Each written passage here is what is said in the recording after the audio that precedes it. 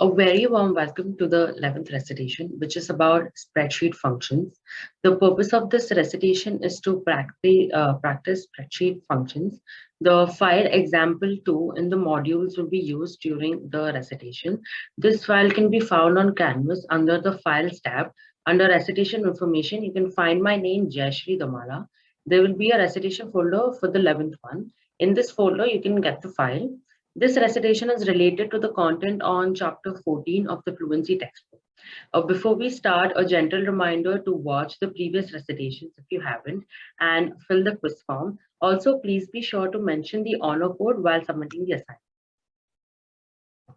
The topics that will be covered today in the recitation are as follows. We will look into 3 worksheets. First is the flower workshop sales, then is the gradebook and the grades, and finally the loans worksheet. So the first problem statement is about a flower shop sales. I request everyone to download the example 2 Excel sheet from where I have told. The first thing to do is we will fill the title and the date. So this is how the worksheet looks like. The worksheet has, this is the flower worksheet, then followed by gradebook, grades, and then loans. So first we'll work on the flower shop sales. So the first task that we've been told to do is to fill the title and the date. So I would request everyone to first to pause the video, then try to fill in the formulas and then come back to the video and see if you've done it right. So if we see, we'll write our name over here first. So let's write our names. Followed by the date for today. So we can write the date for today by writing an equal to sign and writing today.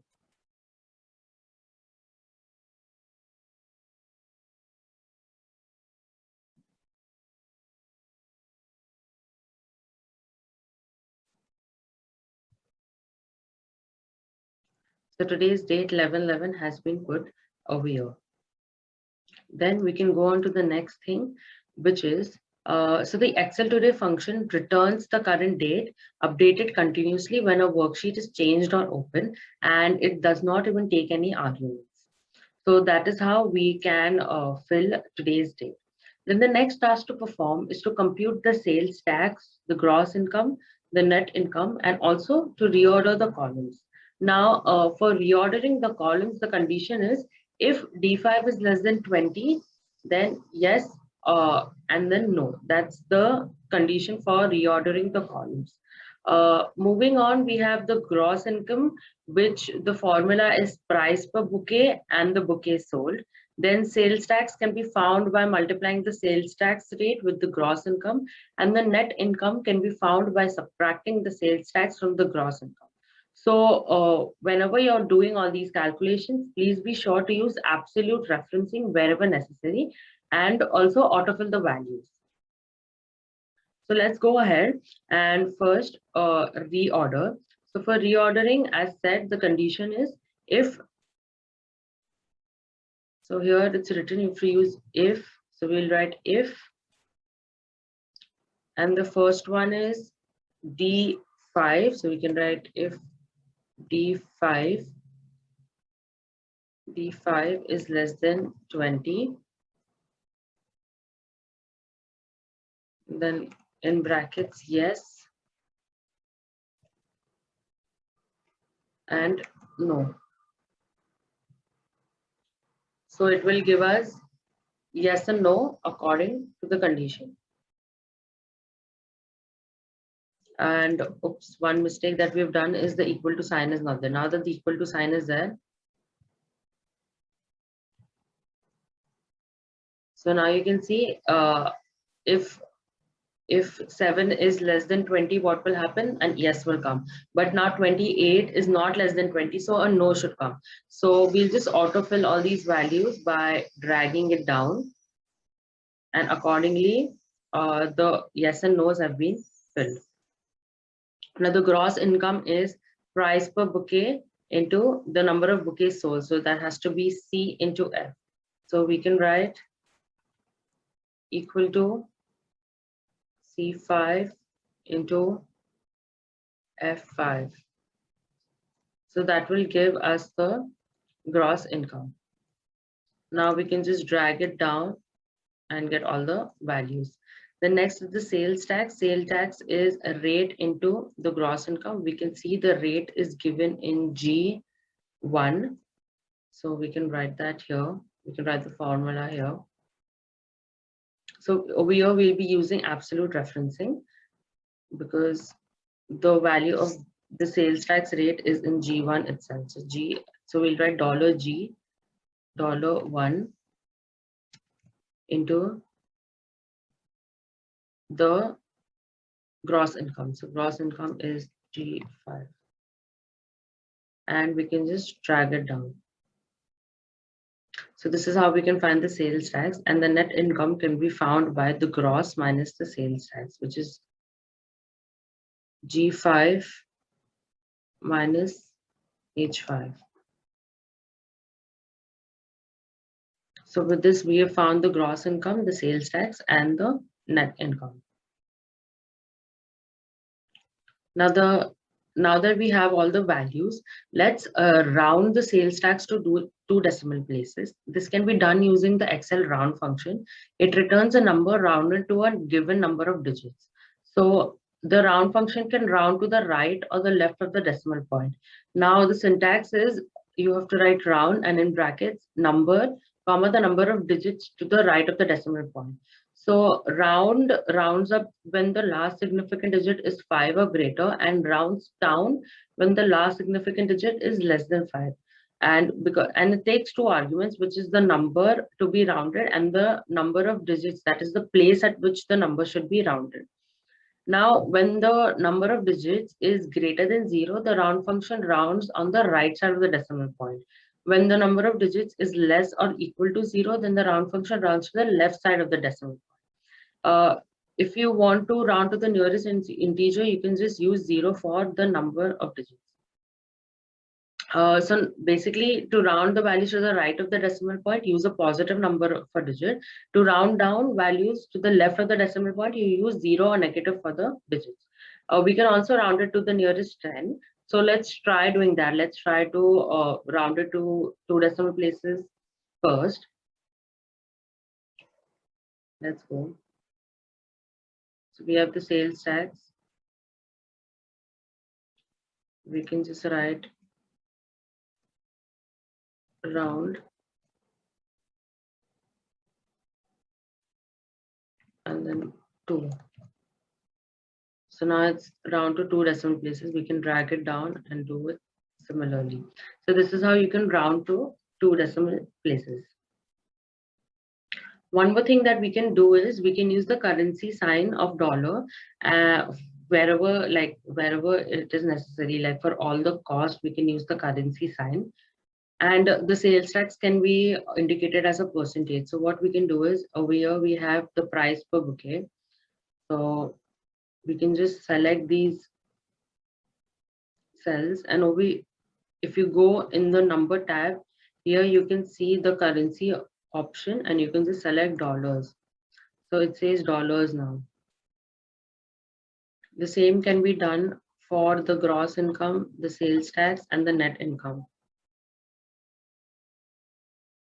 And if we look at the sales tax rate, it is a percentage. So we can just click on the percentage over here and it will show as a percentage, which is 9%.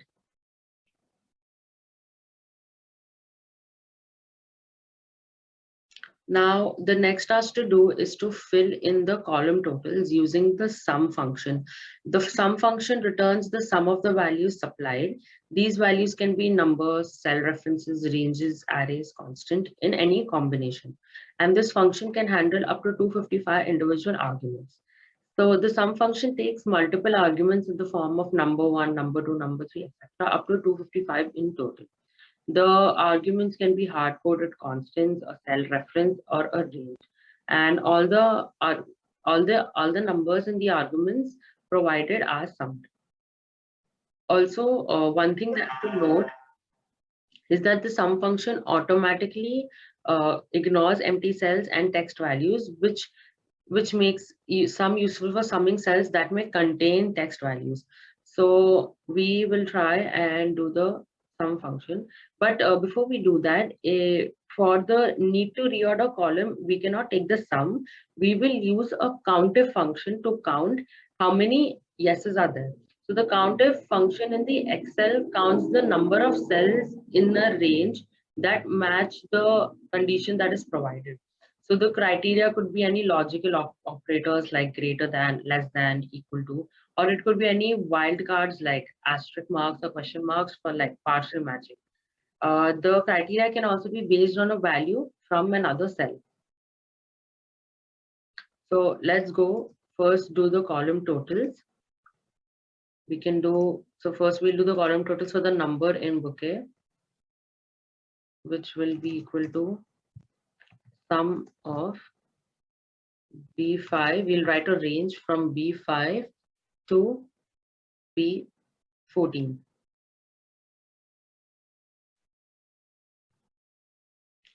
So that gives us the column total. Then for this also we can do equal to sum of C5 to C14. Then bouquet and stocks, we get sum of D5 to D14. And then need to reorder, like we said, we have to count reorders with count if. So we can write count if from E5 to E14, and we have to write a condition. We have to count how many yeses are there. So we will write the condition. So we have 4 yeses, as we can see. Now let's find the median, minimum, and maximum. The median function returns the median, that is a middle number in a set of data. The calculations performed by median varies accordingly to the number of numeric values provided. That is, when the number is odd, the median returns the middle number in the group. But when the number is even, median returns the average of the two numbers in the middle. The median function takes multiple arguments in the form of number 1, number 2, etc. And these arguments can be hard-coded, or it could be a cell reference or a range or anything in combination. The median again ignores the empty cells, text values, and the logical values like true and false, and it will accept up to 255 separate arguments. Then moving on to the max function, it returns the largest numeric value in the data provided. Largest numeric value in the data provided. The max function can be used to return the largest value of any type of numeric data. For example, it can return the slowest time in the race, the latest date, the latest percentage, or the highest temperature also. And it takes multiple arguments again in the form of numbers, number 1, number 2, number 3, up to like 255 in total, where these arguments can be hard-coded, be a cell reference or a range or anything in combination. The minimum function returns the smallest numeric value in the data that is provided, and it can be used to return the smallest value of any numeric data. So for example, it can return the fastest time in a race, the earliest date, the smallest percentage, or the lowest temperature. Again, it takes multiple arguments in the form of number 1, number 2, number 3, etc., up to 255 in total. And these arguments can be hard-coded constants or a cell reference or range or anything in combination. So let's go ahead and find the median. We can write equal to median from B5 to B14. Okay, and we can do the same for this, equal to median from C5 to C14. And for this too, that is median D5 to D14. For max, we can write equal to max from B5 to B14. So this will be max from C5 to C14. And this is going to be max from D5 to D14. And then similarly write for minimum, which is B5 to B14, B5 to C14, and minimum of D5 to D14. Now, the next thing to do is count the number of items with alphanumeric values, meaning both text and numbers, and then the number of items with numbers only, and then with text only. So for this, different count functions are used. The first is the count A functions, which counts the cells that contains values, including numbers, text, logical errors, and empty text also. But it does not count the empty cells. The count_a function returns the count of the values in a list of supplied arguments, and it can take multiple arguments up to a total of 255. Then the count function returns the count of the numeric values in the list of supplied arguments. It again takes arguments in the form of value 1, value 2, where it can take up to total 255. But now if we to now using the count to count the number of cells in a range that contain a text, we have to use the countif function and a wildcard, which is the asterisk. So let's try doing that. First, we will find the number of items with values, that is text and numbers. So we will use count_a function for that.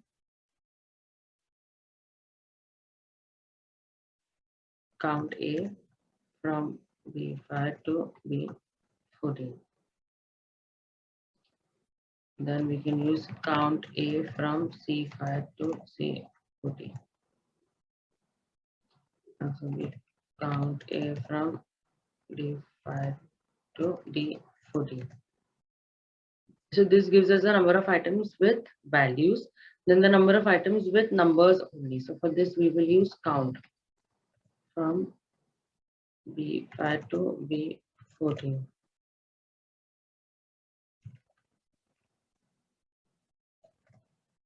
C5 to C14.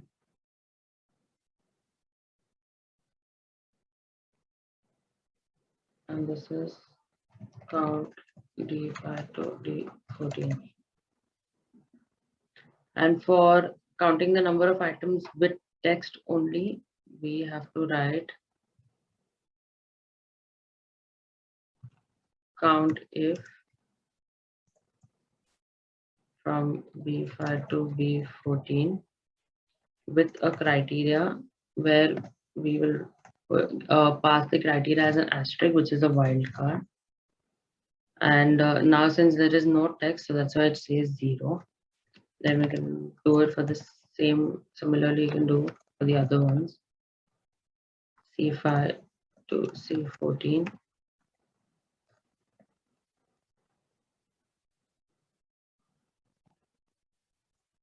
D5 to D14.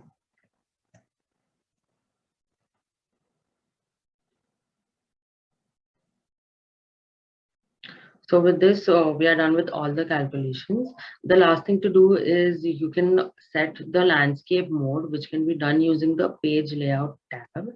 So here in page layout, you can just set the orientation accordingly. So you can set it to landscape, or you can set it to portrait accordingly.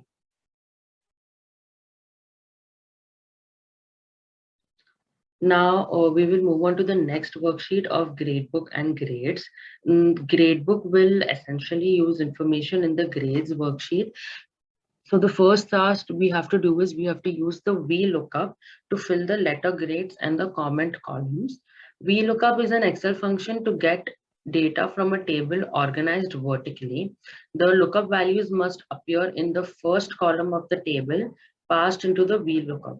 So the syntax of this is VLOOKUP, and in brackets, the arguments that it takes are value to lookup, the range of the lookup table, column with data to return, true for, so we have to write true for an range or approximate match, or false for an exact match. So first we will try to do that. We can go to our grade book. This is the grade book and this is the grades worksheet. So for finding the grade, we have to use the VLOOKUP here. So we can write equal to VLOOKUP. First we will pass in the value to look up, followed by the range, then the column with data to return, and then true or false accordingly. So we can write VLOOKUP. First we have to pass the column, that is B2, because that is the column that is the value to look up from. Okay, so B2. Then we will pass in the range, so that is from the grades worksheet. So we can write, oops, let me just, that is from the grades worksheet. We can do absolute referencing. So we can write, so grades worksheet, we need like we have this A4. So this, we'll do the absolute referencing over here. We can write $A, $4 to, we can write $A, $4. So we can write $A, $4 to, the range could be $B, $8. So let's just write that. Oops. Yeah.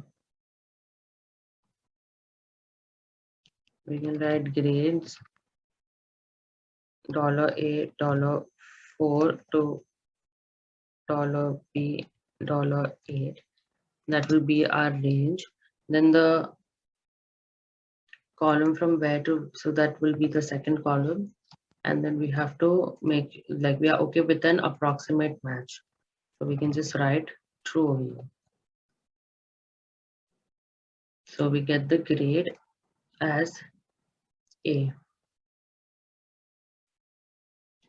Now similarly, we can just drag it and it will be automatically filled. The next thing we have to write the VLOOKUP to get the comments. So we can, so for the comments, we have to see it is from A13 to B17. So that will be our range. So we can write equal to VLOOKUP,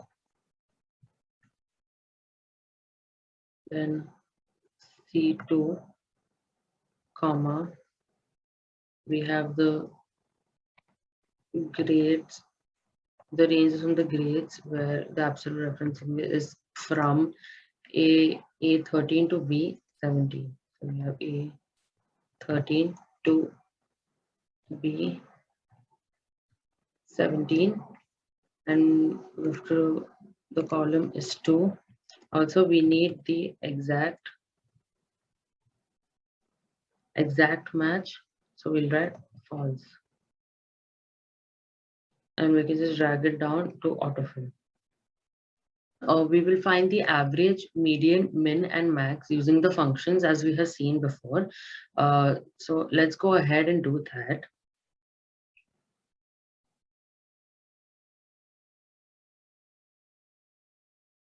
We can write equal to average from B2 to, we have B12. So this will give us the average. The median can be found in the similar way by passing the median function from B2 to B12. Then the highest can be found by the max function from B2 to B12. And the lowest can be found by the min function, which is from B2 to B12.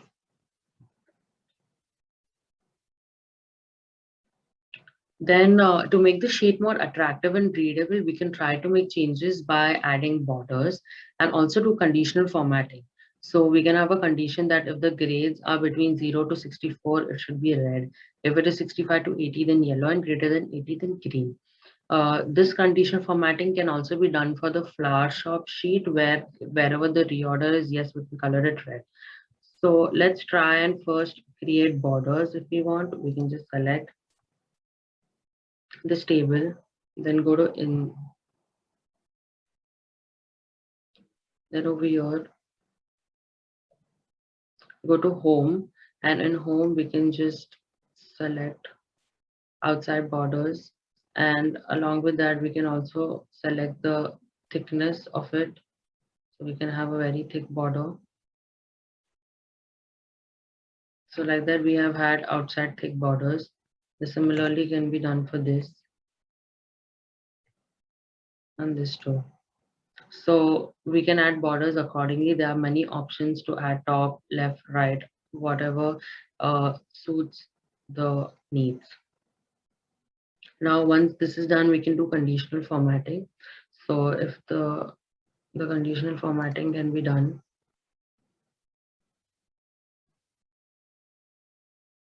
so if it is greater than 80, first let's select the cells. The conditional formatting, we can, if we can write, if it is greater than 80, then it should be green film. Okay, so if it is greater than 80, then we have filled it with green. If it is less than 65, then we can color it red. So we can have highlight cells less than, if it is 65, then we can have it red. And if it is between 65 to 80, we can color it yellow. So between 65 to 80, we can color it yellow.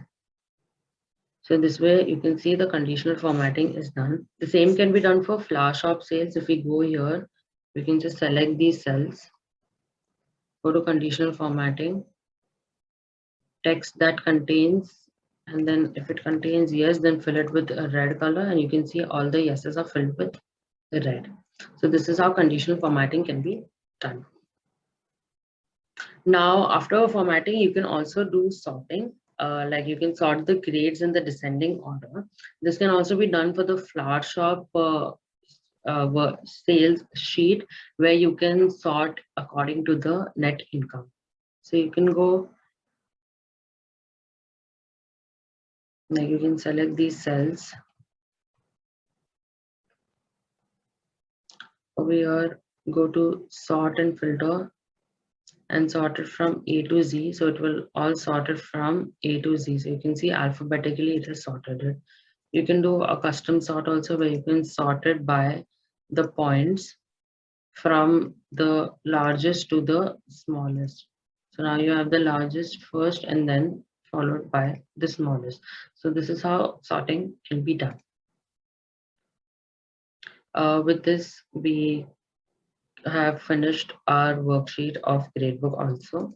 Next and the final one is the loans worksheet. Now in the loans worksheet, we can see this is how it looks.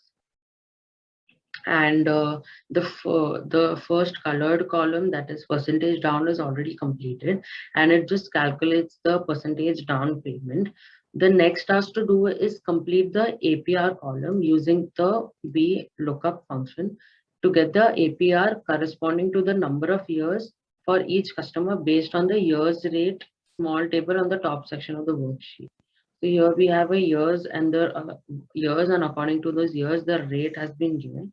Using this, we have to get the APR. Now, we will use the VLOOKUP for that, and some years do not have a match on the years rate table, but an APR will be assigned nonetheless by the VLOOKUP function based on which section of the table the years fall under. So as we can see, the years are for 10, 20, 30, but if you can, and for these 10, 20, 30, the rates have been given. But if you can see over here, the years 25, 25, 15 is used and it's not mentioned, but still the APR can be found out. So we will do that using the VLOOKUP function. So as we know, VLOOKUP function, first we will send, first we will, VLOOKUP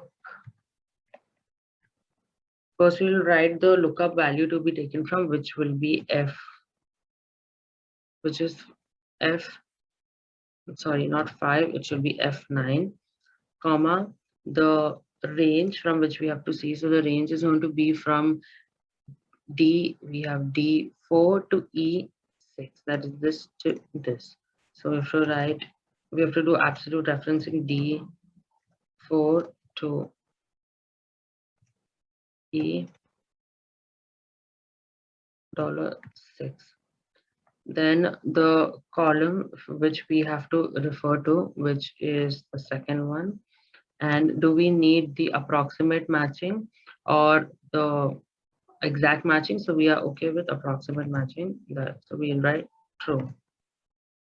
So with this, the APR has been found out. We can autofill it by dragging it down. Is we have to find the monthly payments.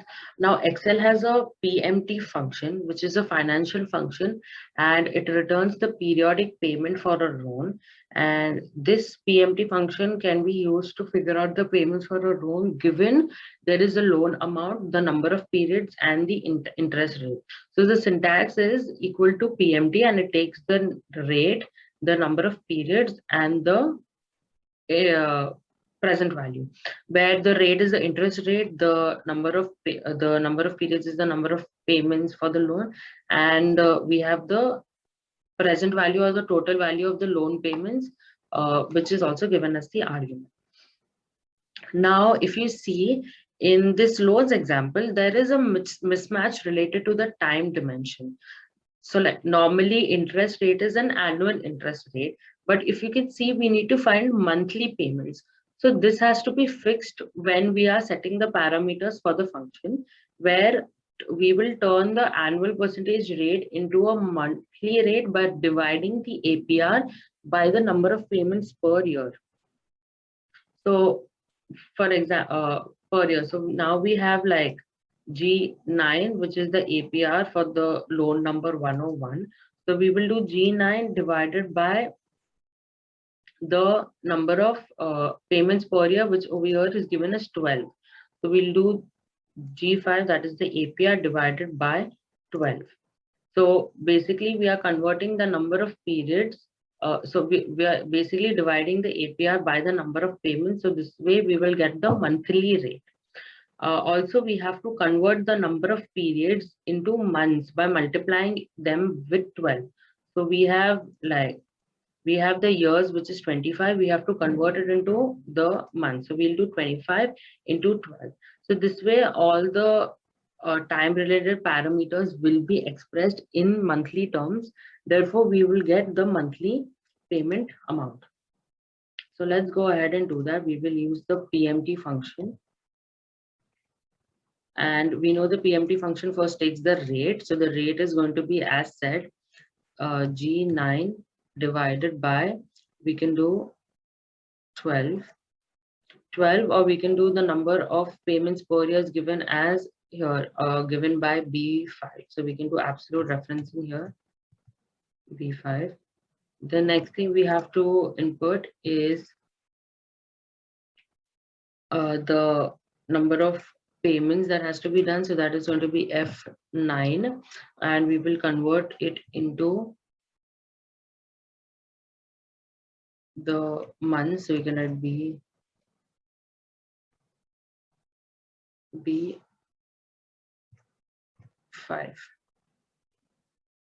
And finally, we can write the present value, which is the amount that is there, that is D9. So this gives us a monthly payment. Now we can drag and drop and drag to just autofill. So this way we get all the monthly payments. Now monthly insurance has to be found out, and it is calculated using the formula loan amount into the monthly insurance rate. So here the loan amount is going to be given by this, that is the amount finance, which is like D9, and multiplied by the monthly insurance rate. So for the monthly insurance rate, now we know that Here we have the insurance rate as 0.55%. So we will be using that, but since we need it for monthly, we will have to divide it by the number of payments per year, which is 12. So this is how the division is needed because the insurance rate is expressed in annual terms. So let's go ahead and do that. We can write D9 into, we have the insurance rate given by the absolute reference B6 divided by the number of payments, which is B5. So this way we can just drag it and autofill it to get the monthly insurance.